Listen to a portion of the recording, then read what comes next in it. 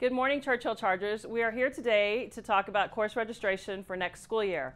I know we feel like it's far away, but it's really only a short 8 months from now that you'll be starting next school year. So we are going to be in advisory this week for the next few days, talking about course selection, picking your classes, going over graduation requirements to make sure that you pick the classes that are right for you for next year. First of all, one of the main things that you need to know is who your counselor is while you're starting this process. You want to make sure that you are able to go talk to your counselor if you have any questions regarding your course selection, regarding your credits, or if you just need to know what a certain class is about. So your counselor is assigned to you based on your last name. We did have an alpha split change this year, so you might have a different counselor this school year than you had last year, so please make sure you pay attention to the alpha split. We are going to start today by talking about your graduation plan. In your advisory, your teacher should have a handout that looks like this for every student. Everyone is following the Foundations High School program with Distinguished Level of Achievement for right now. That is the graduation plan that is all the way to the right in the third column where the arrow is pointing. You need to have 4 credits of English. You are required to have 4 credits of math to include Algebra 2, 4 credits of science, that includes biology and chemistry, and then 3 credits of social studies. That does include U.S. history and government economics, and you have a choice on your third one. And then your foreign language, you need to have 2 years of a foreign language that has to be the same language for 2 credits. And then 1 credit of PE, half a credit of health, 1 credit of fine arts, and 6.5 elective credits. Okay, so in addition to following your graduation requirements and earning 26 credits, you also have to graduate with an endorsement. So this is the handout that you should receive in your advisory class now. This lists the endorsements and programs of study specific to Churchill High School. So when you look at this, you will determine what endorsement you are following. You should already know you selected it when you became a 9th grader or you enrolled here at Churchill. If you don't know, you can see that in your portal. So for instance, if you're following multidisciplinary studies and your program of study is Academic 4 Core, it tells you on this sheet exactly what credits you have to earn in order to meet that endorsement. Some of you may be following the STEM endorsement and taking 5 math classes or 5 science classes. There's also a STEM endorsement for engineering. We also have listed the public service endorsements, which would include classes in education and training, health science, human services. And then on the back of this sheet, you will see endorsements in business and industry, which can include things like animation, architectural design, video production, yearbook, journalism. So we have a whole list of programs of study within the business and industry endorsement as well. So you want to use this as a guide to make sure that not only are you getting your 26 credits that are required in, but you're also including the credits required within the endorsement you've chosen. Now this year, in addition to filling out your course card, you're also going to be entering your courses through Skyward Family Access. There's 2 different ways you can do that. There is an app through NEISD that you can get on your phone.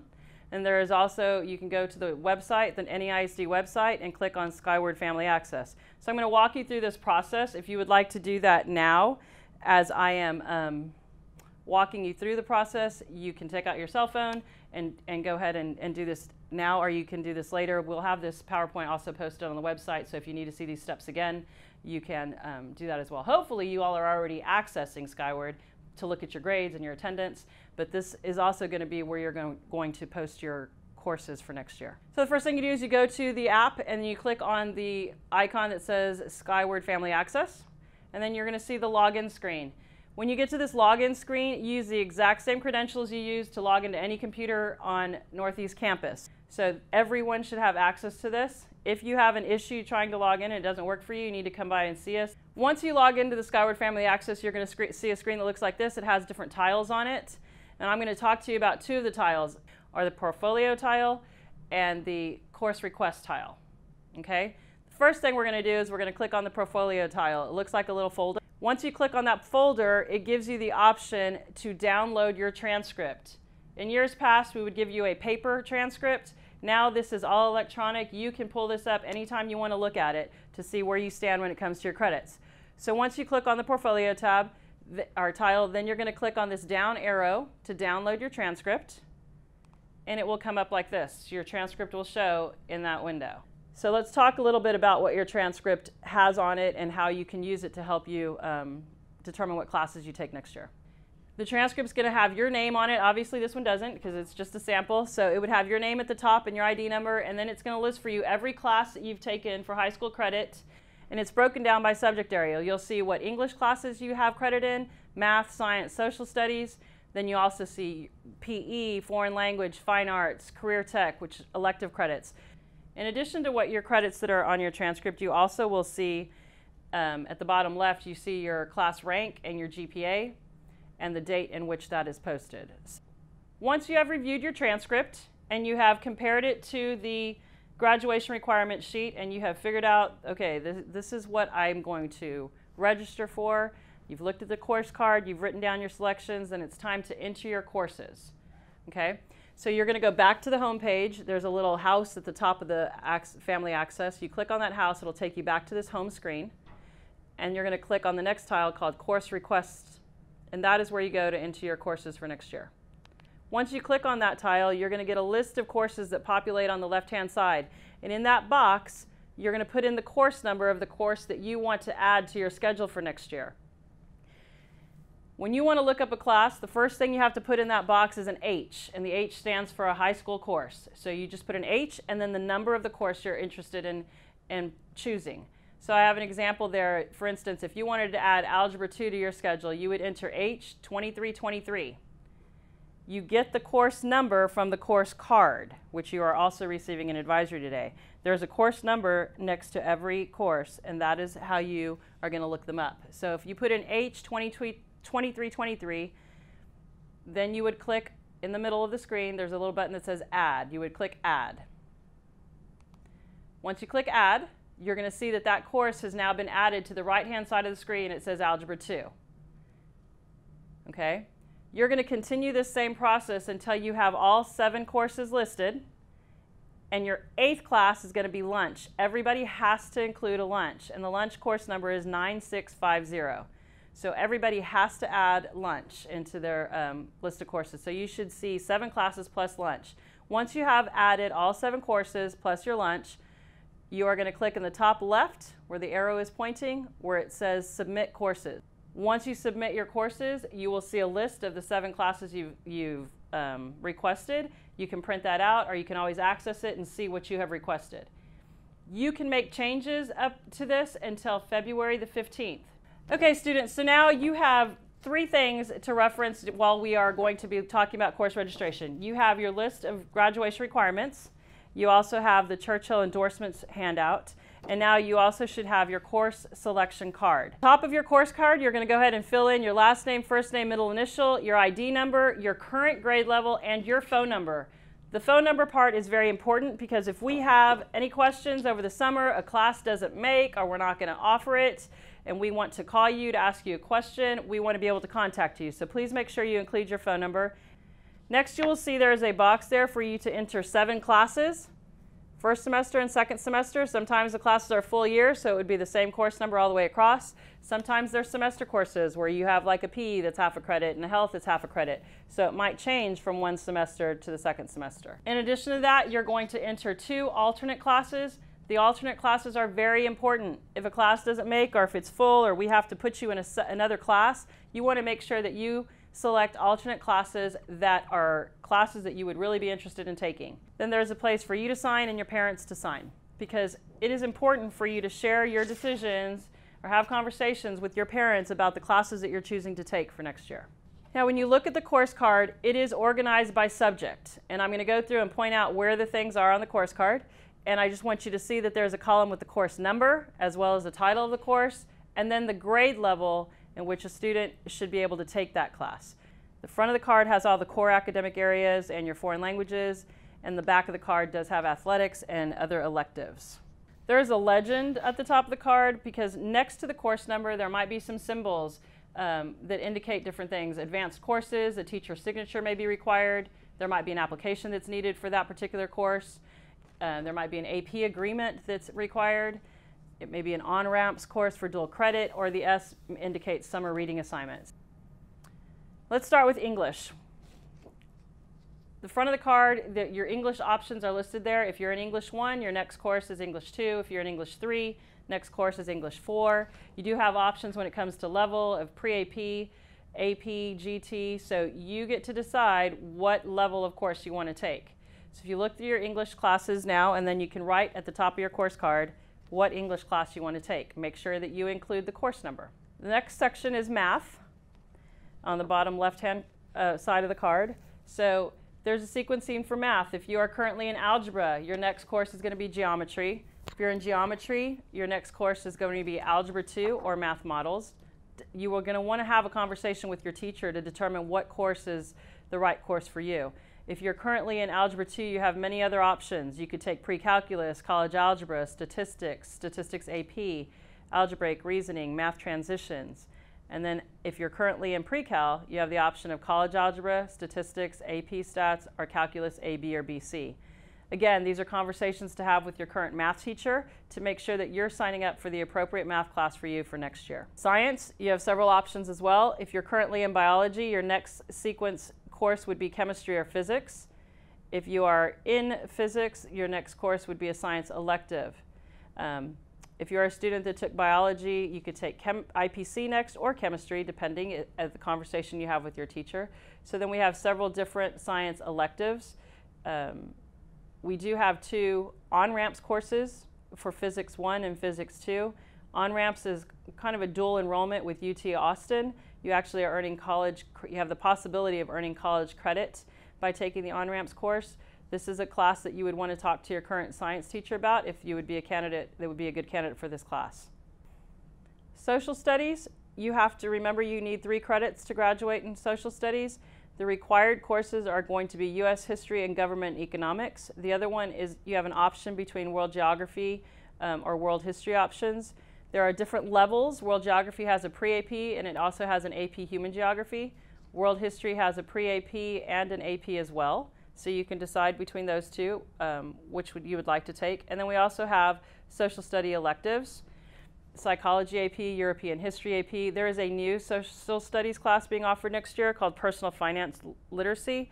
So that is also listed there. It is a social studies elective. So make sure that you're signing up for the course that does correspond with your grade level as well.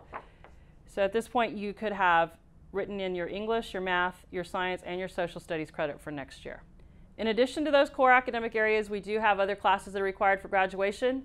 Remember, you have that graduation chart there that tells you those things, but I'm going to go through them with you as well now. You do have to have those 2 credits of foreign language. You do have to have that 1 fine arts credit, half a credit of health, PE, 1 full credit, and 6.5 electives. Your world language choices are French, German, Latin, Spanish, Japanese, and American Sign Language. The fine arts credit, you do have to have 1 credit in fine arts, and it can come from regular art, band, color guard, dance, choir, orchestra, theater arts, or technical theater. Any of those are going to satisfy your fine arts credit. Another option for you as an elective is through oral communications. We have speech. Our professional communications class is an elective course. We have debate 1, 2, 3, and 4, oral interp 1, 2, 3, and independent study and speech. So these classes the debate and oral interp do require outside competitions. Career and technology does have all the business, human services, health science, architecture, engineering, computer science, animation and video tech, and then career prep.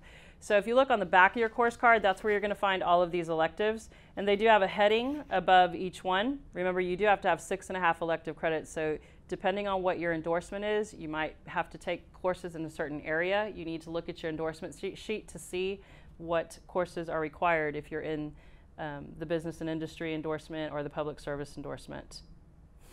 The back of the course card, in addition to having the fine arts, it also has athletics. And it also has other electives like PALS, Parliament, AVID, JROTC, journalism, sports medicine, exercise, physiology is a new elective for next year as well. We have many off-campus programs. Many students are interested in going to our career and technology education campus.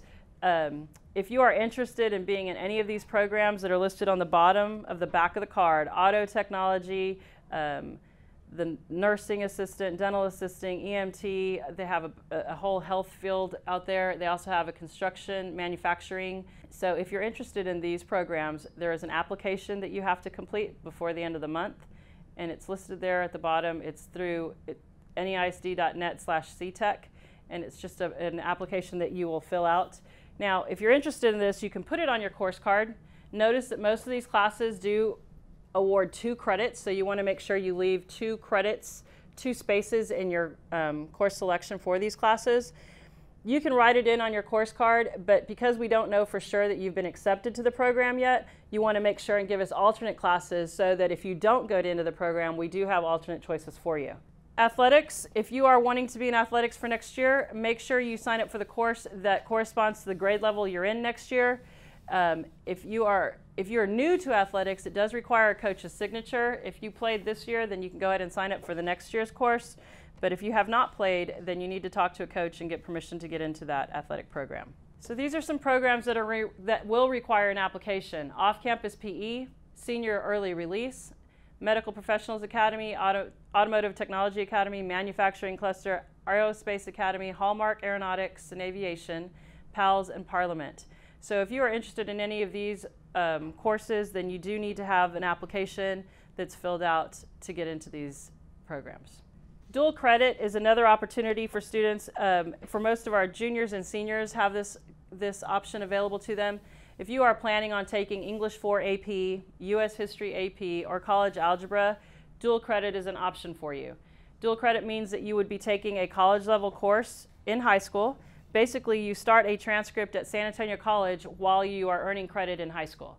If you're interested in doing that, then there is an application process. The first step is to come to the counseling office and pick up the application. You have to do the online Apply Texas application before February the 8th. That is the deadline. That's the first deadline.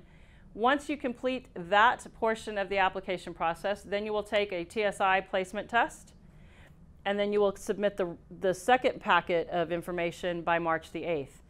If you are interested in dual credit, again, it would be for English 4 AP, US History AP, or college algebra. Those 3 classes are the only ones we offer at Churchill for dual credit. There's a course catalog online that can give you course descriptions for all the classes that we have listed on the course card. If you don't have any idea what that class is about, this is a good resource for you. You can find it on our website. If you go to the counseling corner, there is a tile there for course registration, and we have a link there to get to the course catalog.